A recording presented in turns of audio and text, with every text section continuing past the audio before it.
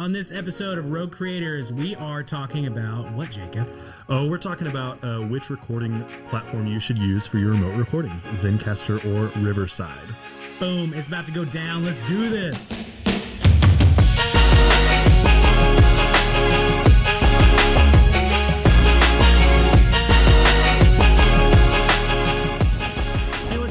Welcome back to another episode of Rogue Creators. I got my awesome co-host here, Lauren Lewis. Hey. Hey. And today, I would say it's like, I'm always very excited about the episode. I always say it's very special.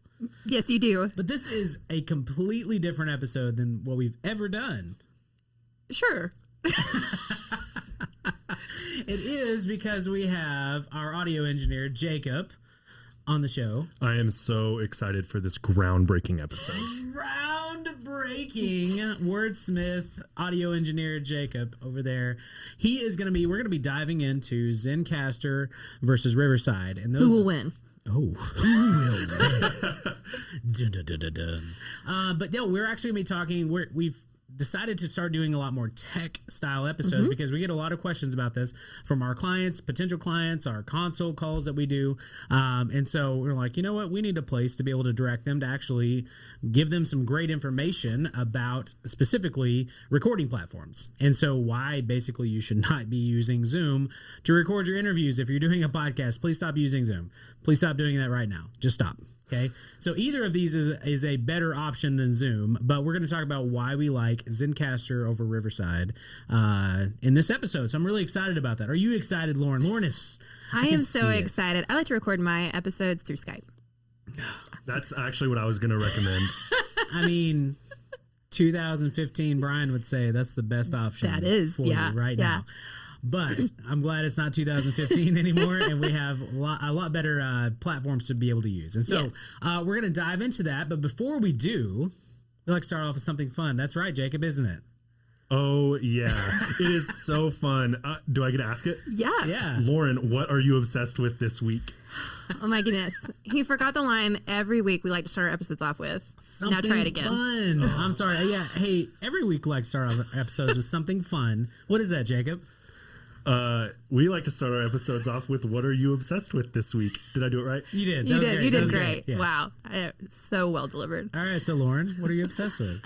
So mine is a movie, The Mitchells versus the Machines. Oh, Taylor told me that this was, he loved it. Yes. So this is an animated movie. We like to have what we call popcorn parties with our kids. So we get popcorn and M&Ms and we watch a new movie. And this came out on Netflix. It has amazing animation that's really cool. But this story is fantastic and is hilarious. And they did such a good job. It's hard for that momentum. A lot of kids' movies, I think, like for the first 15 minutes, it's hilarious, and then they just like lose it after that. Yeah. This one keeps going, and that it was just really well done. It's very heartfelt. It's kind of a father-daughter story. But they kind of address some like kind of deeper issues that's like, as an adult, you obviously pick up on. You're like, this is super sad, or like, you know, like but it's really sweet and really well done. I highly recommend it. You will laugh. It is awesome on Netflix. Nice. That's really awesome. All right, Jacob, what are you obsessed with, man? So I am obsessed with Wilco right now, the band. Do you know Wilco? I do not. They're like an alternative band that I guess is still making music, but they're from like the early 2000s. And so Jeff Tweedy is a songwriter from them, and he has a couple books out that I've been reading this week. And so I've been going back through their discography, and really obsessed with Wilco right now. Nice. That's awesome. I'll check them out. That is awesome. Okay. This is mine's kind of strange. I get always. Anyway, so my obsession this week is Disney Plus, the platform. It's new and exciting. It is not new. It is not very exciting. Okay. But I'll just say for like the UI, like in general, it is done so well. And the fact that you can go to Marvel, you can go to basically all the, we watch Star Wars, the kids shows, like anything on there, or like princesses, like it's easy to find stuff. There's a princesses like category that you can go to. But just in general, like being able to use that, I think Hulu is the worst. Hulu by far is the worst platform to be able to find shows. You have to go through so many different menus and episodes. If you start one where it was connected, it's just Peacock's also the worst. We haven't gotten it yet. They freaking Samsung and Peacock. You guys need to figure this out. NBC, get on this. Come on now. But in general, I always enjoy using the platform, and so people don't think about that. No, I do. I know it's kind of lame, but that is my obsession. We've been watching a lot of Disney Plus. But yeah, going back through the Marvel stuff, that's been fun. Me falling asleep in Marvel movies, that's been fun. Watching a lot of Bluey. If you guys are not watching, if you have young kids, you need to watch Bluey. It is by far one Super of the cute. best. I love that show so much. Like Puffin Rock. It's a good one. I'll never watch Puffin Rock. Oh, it's so cute. Anyway, okay. But that's not what you're here for. But you guys definitely need to check out Wilco. I feel like I have heard that band. Surely so. They're very yeah. popular. I think so, but don't call me Shirley. And we also, so make sure you guys let us know what your obsessions are. We like to get that feedback. It's always fun to kind of hear. And then I get roasted on my obsessions from people listening to the show. They're usually a little bit better than today's. So sorry. I'm sorry, guys. I'll bring the heat next week, I promise. All right, let's jump into the episode today about Zencastr versus Riverside. And if you're not familiar with these platforms, these are basically audio and video recording platforms. Now, Zencastr has been around for quite a while as like a go-to remote podcast recording software. And it was one of those that seemed a little intimidating. They did a great job on kind of refreshing the brand, refreshing the interface and how to use it. So we brought Jacob in to talk to us because he's been recording with some of our clients using the different software remotely. I've been using it with some of our clients as well. And so we have really kind of battled it out between the two to see which one would be better. So just to kind of tee it up, Riverside is kind of focused on video. Zencastr has always been kind of focused on audio. And so both of them have been trying to flip that and be good at both. And so we have some good stuff for you today. But first, let's talk about Jacob. Let's talk about Jacob real quick. So Jacob, tell us a little bit about who you are and what would you say that you do here exactly? So this was definitely not in the show prep. He's like, I'm not prepared. I'm not prepared for this. Can you see me just like sweating? So here at Go Rogue, I do audio production and then engineering. So I do all of our recordings happen in-house, and then I do all of our audio editing on the back end. And I also do copywriting for a handful of our clients for blogs and other things as well. So nice. And then kind of just anything else you tell me to do, I do those as well. So Jacob has been a great addition to our team, and really just our audio in general has just been elevated for ourselves, for our own podcast, as well as our clients. And so really, really appreciate him. And also, if you're not watching this episode, you definitely need to, because we got a cool camera angle on Jacob. Switch to that, Jacob. Oh, yeah. Check it out. Oh, that's good stuff right there. That's good stuff, man. Anyways. All right. So, okay, before we get into the deep dive of tech, which I know both of you love to talk. So excited. So I'm using Zoom. I'm recording. It seems to be working just fine, right? Why would I ever need to pay for these platforms? That's a great question. It's a great question. Do you want me to take it, or do you want to? Go ahead on, man. You got this. So with Zoom, you're likely already paying for it in some way.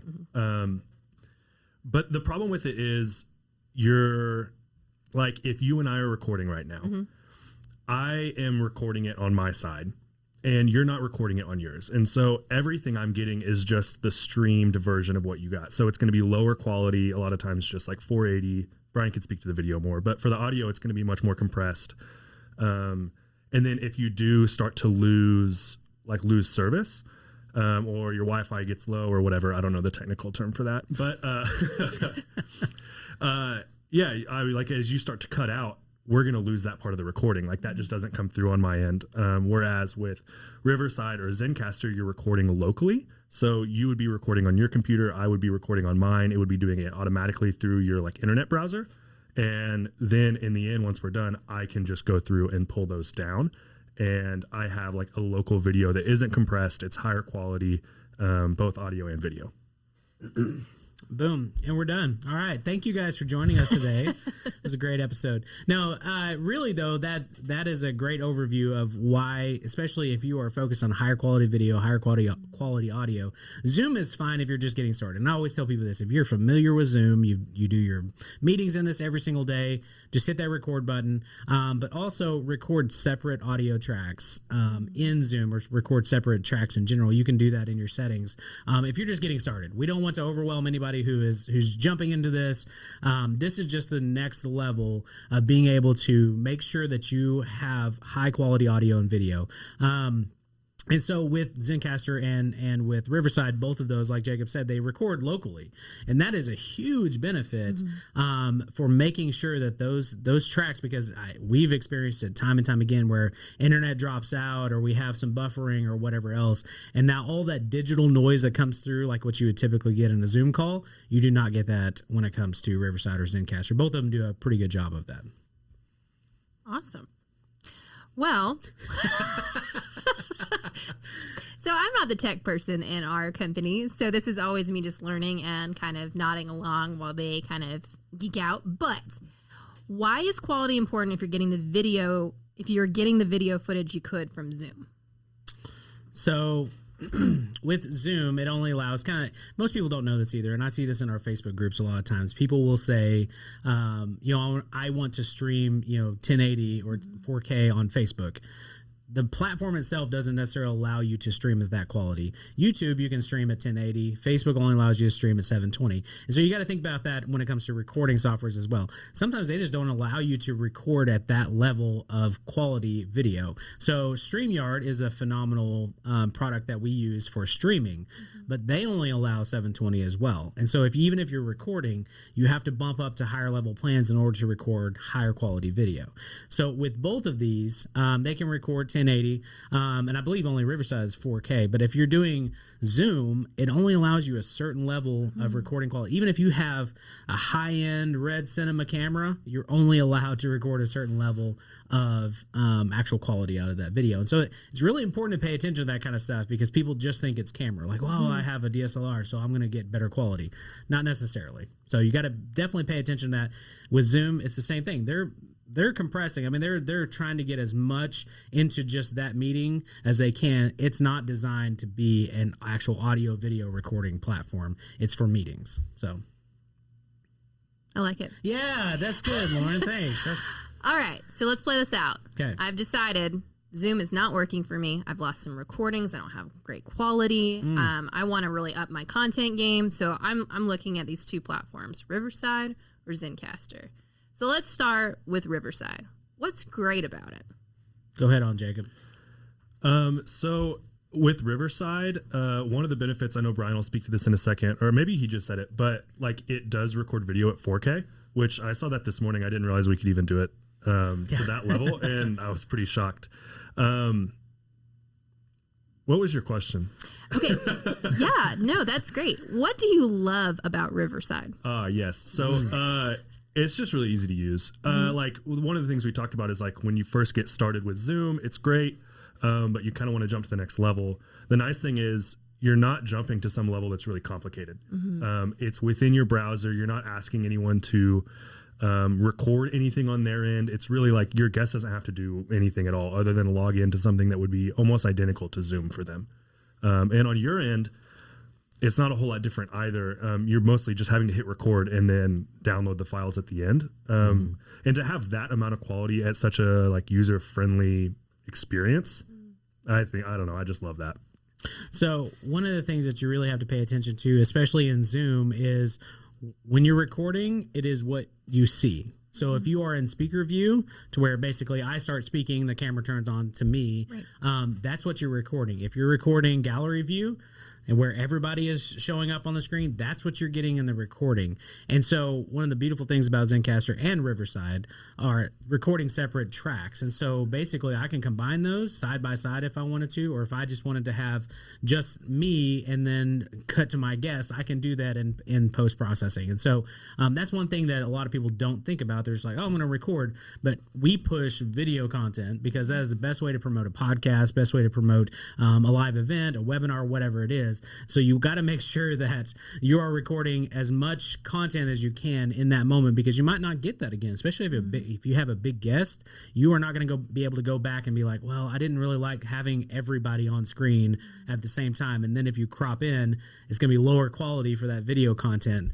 And so with both of these platforms, it's so good because it gives you so many more options, individual files for audio, video. You can do WAV files, so it's almost like a raw file when it comes to audio, as well as individual video, so you can get it at 1080, 4K, 720, whatever you want it to be able to produce content on the back end to promote those episodes.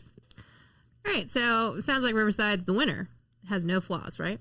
Well, we didn't really talk about, so with Zencastr, so our process, we actually went through, we started with Riverside, and then Zencastr being kind of an audio dominant, software, I was like, well, we want to make sure the audio quality is there. And so we went to Zencastr and tested it out. They were in beta to give, just to be fair, they have been in, they're currently still in beta testing their video platform, recording software. Now, when we went through that, we actually moved some of our clients over to Zencastr.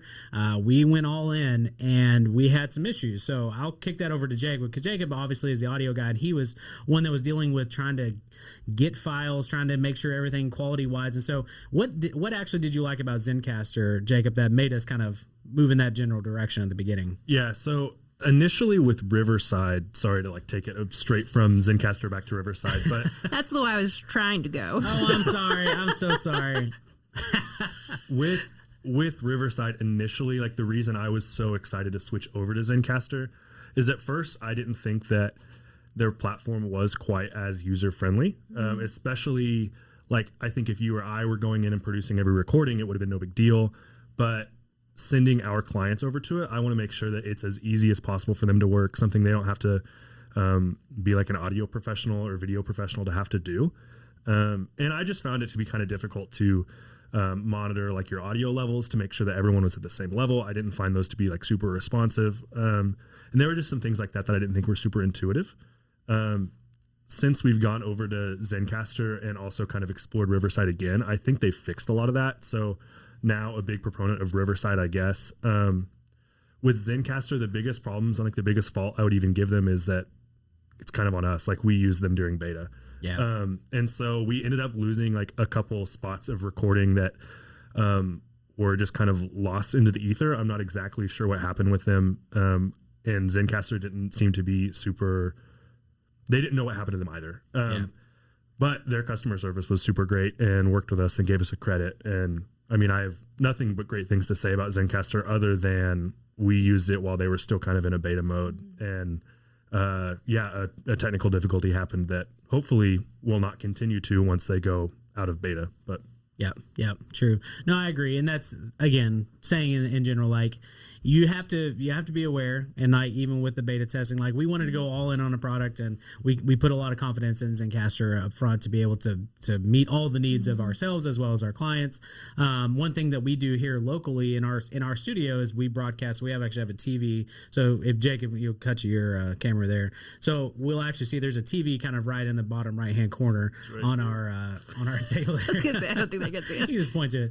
And so with that, we can actually do a remote interview, and so that way we are looking at a TV, and so we mirror that image from our computer over to that TV, so that way when somebody's doing, if we have a client in studio who's doing a remote recording, we've done quite a few of those, you can actually have that option. So with Zencastr, that actually looked a little bit better. I enjoyed being able to see the person that interface was actually really nice to look at. Not saying anything against Riverside, they've actually upped some of their features as well. You can select different windows who you want to be bigger. You can kind of move things around, so they do have now more options. I think they kind of kicked their butt into gear when Zencastr announced their beta to up some features, and they've come out with an app. They've done a lot of really cool things, and I think it's kind of nice when platforms are really competing against each other, because the users get the benefit of both of those things. So, but I don't want to spoil it. Okay, go ahead. What's the next question? I'm sorry. Well, this one's not on the sheet. So. Oh, okay. Good. Whoa. Going rogue. Whoa. Very much so. Okay, so I'm trying to decide. A lot of times when it is so close like that, a lot of times it's the money.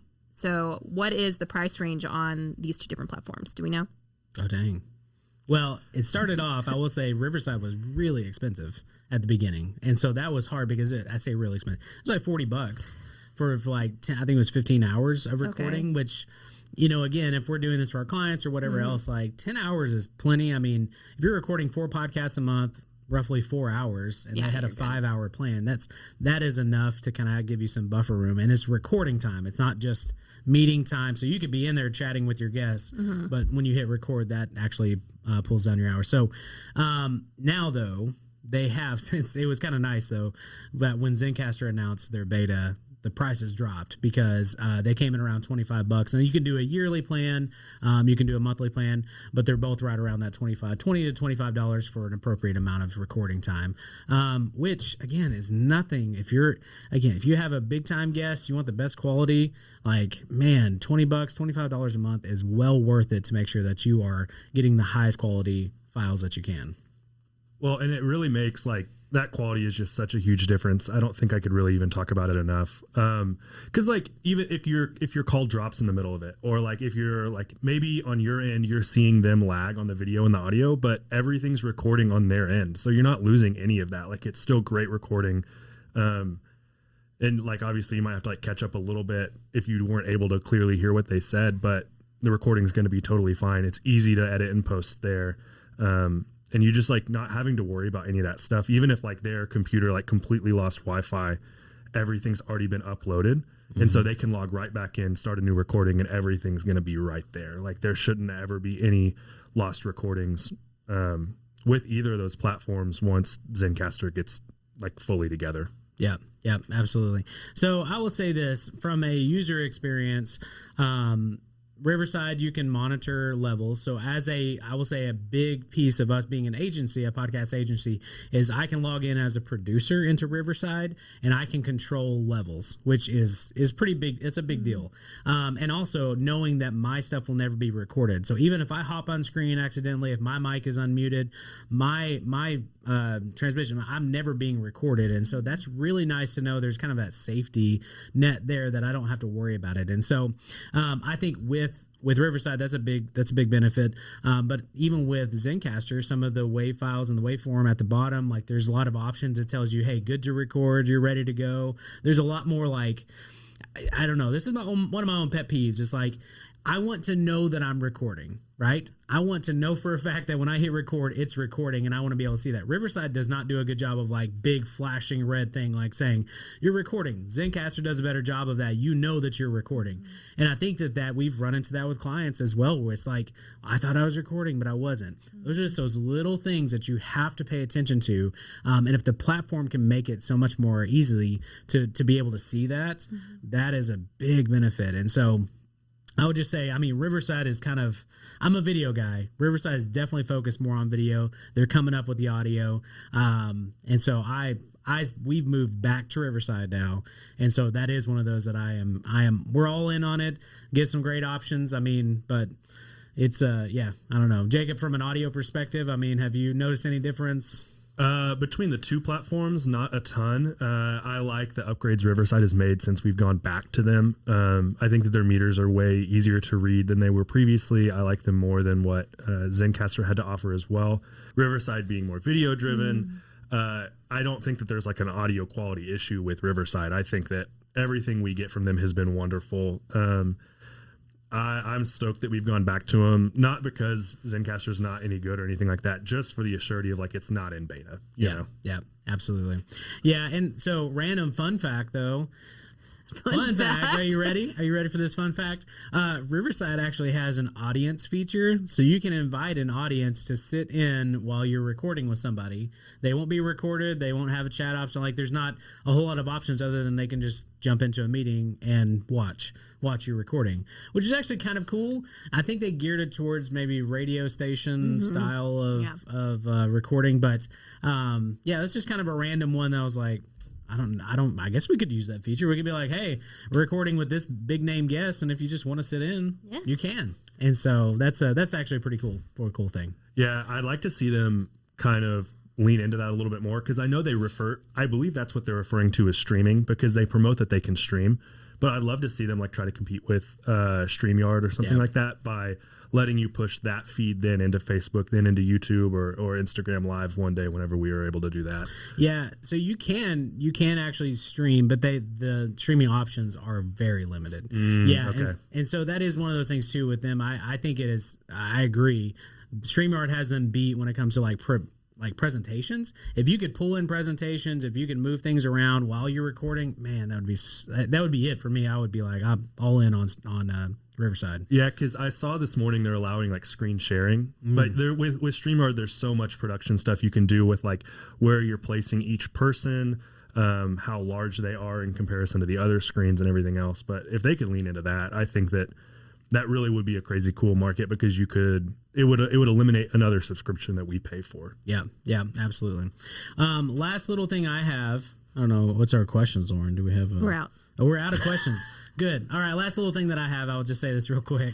You do have the option for post-processing on the back end, which is actually really cool. So if you are a solo production house, yeah, and you are wanting to do just like, hey, I'd love to have my interview just leveled out, just kind of the basics, you can actually have that done on the back end. So that is in beta right now at Riverside. So Riverside, you can just say, hey, process my video. It'll do a side-by-side. You can put a background with it. You can add some stuff to it. Actually, there are some options if you're just wanting like your episode exported just to be able to put on YouTube. They do have some cool features that you can add in there, which, again, making it easier to repurpose that content. Kudos to you, Riverside. You are our go-to for this episode. So give us a shout out. Give us a discount. Right. Throw us a bone here, Riverside. No, we've interacted sometimes with their customer service, and even inside their Facebook group, their founders, their developers and stuff are in there answering questions. And so, no knock on Zencastr. They've done a great job too. But obviously, we used it during beta. Had a different experience. I'm sure some other people have had phenomenal experiences, but yeah. So 2 great platforms. I don't think you're going to go wrong with either one, especially over Zoom or over Skype. Man, jump into one of those platforms if you're looking to up your podcast. So we're declaring Riverside the winner, though. We are. Okay. Yeah, for us and for our clients, we've been recommending Riverside. We built this up. We got to declare. We could have done like a debate style. Yeah. Like one of us could have debated for Zencastr. Opening arguments. For yeah. You want to re-record this? All right. Shut it down. Let's re-record this thing. I was terrible in debate. I can't do debate. I'm just not a good arguer. I don't know. Maybe if I am passionate about this, maybe I could actually. Maybe it's got to be something I'm passionate about. There we go.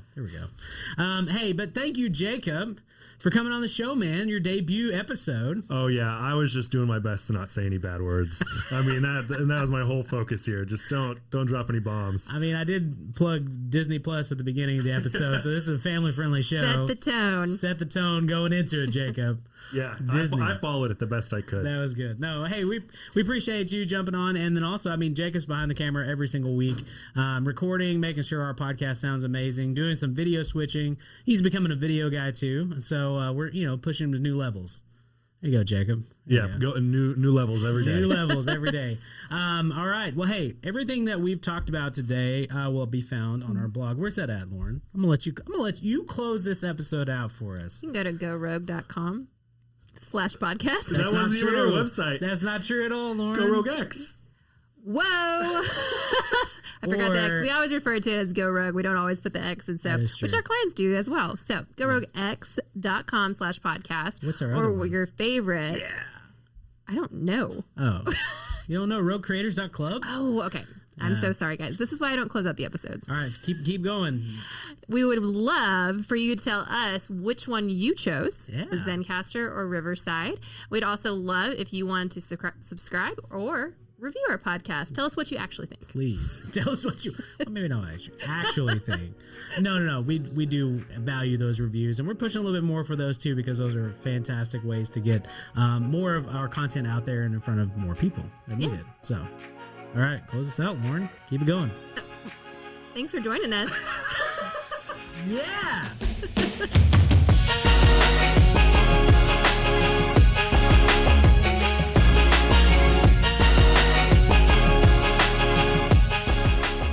Are you ready for rapid fire? I don't want to do that. Okay. All right, question number 1. Who would play you in a movie about your life? Chuck Norris, probably. Because of the resemblance? Yeah. Red beards. Yeah. But Chuck Norris now he's like 85. He has more of a resemblance to me. I saw him on Cameo. He's on Cameo, and I was like, I wonder what he looks like. That's what I mainly do. I see my Facebook ads for Cameo, and I'm like, I click on fair. poor Chuck Norris. He's looking old. Did you have to pay for a cameo of him to see what he looked like now? No, they should have done that though. I would have probably paid my $5 to see that. Anyway. All right, Lauren, who would play you in a movie about your life? Oh, I hate this question. I'll just take a stab in the dark here. I'm terrible at pronouncing her last name. Is it Zooey Deschanel? Yeah, that's a good one. Yeah. Okay. Could see that. That was way better than Chuck Norris. No! What about Second. you, Jacob? I'd pick Jason Segel. Oh. Yeah, because he's like That's a good one. He's really big, like I am. Like we're both very tall, large guys. And also he's so funny, and I want people to think I'm funny. So that would be great. I just love him. I love him so much. He is really great. He is pretty funny. All right. Question number 2. What is the worst gift you've ever received? Oh, don't do that. Oh, no. That was I looked at these this morning and asked my wife about like what I should answer. That's I was like, oh, this is so mean. All what right, if go someone do it. listens to it, you know? Do it right now. Yeah, I'm avoiding it slightly because like if I choose someone that ends up listening to this, I don't want to get in trouble. But my wife loves to like thrift shop, antique shop, vintage shop, all these things. And she's really great at like finding stuff for her and me. But she's very small. So I'm very large and she's very small. And she has no understanding of how big I am. And so she'll like get me an extra large. But like one time she brought home an extra large and it was a kid's extra large. Oh my goodness. It's like, Meg, what am I going to do with this? She knows my style really well, but she just has no concept of me being like 6'5". That's hilarious. That's great. All right, Lauren. Oh, my grandma gave me this top, and I will do my best to describe it. So it was like a gross brown color on top, and it was like crocheted top with like big holes. Mm-hmm. Yeah, and then it like Sounds problematic. it was, and then like it kind of has like this empire like waist, and then it like poofs out with giraffe print. Yeah. And it was really long and everything. And my mom was like, why don't you like it? And I was like, this is really hideous. But my mom's like, oh, I'll wear it then. And she did. Yeah. Yeah. Well, I'll save that She other part. still wears it to this day. I hope not. She loves it. I hope not. But also having to inform my mother, like, hey, you're supposed to wear something underneath it. Oh, no. Yeah. There we go. Yeah, that was mine. All right. So I have two. Okay. Real quick. So we were really poor growing up. And so one Christmas, my mom wrapped a bunch of socks and put it under the tree to make it look like we had. That wasn't the worst one, but that was a little disappointing when I was a kid. I was like, oh, it's more socks. Like once you open one, there's like 10 more. Like super sad. Right? Luckily, my parents worked really hard, and we are not in that position anymore. The second one is my great aunt. I think she's super sweet, but she's definitely a dollar store like shopper for us for Christmas, and so she got me a flashlight one year, like the like very plastic, like just cheap, and there were no batteries with it. So she just gave me a flashlight with no batteries. So as a kid, you were like, cool, a flashlight, but then there was no batteries, and it was like those like D batteries, which nobody has ever. Or eBay, I don't know. So I feel like it's a super sad childhood story. I tried to use my socks to power the flashlight, and it didn't work. I cried all Because we Christmas. had no electricity, and it's just... Oh, I had a good childhood. It was just a little rough sometimes. Parents did the best they could. All right, anyway, we're out.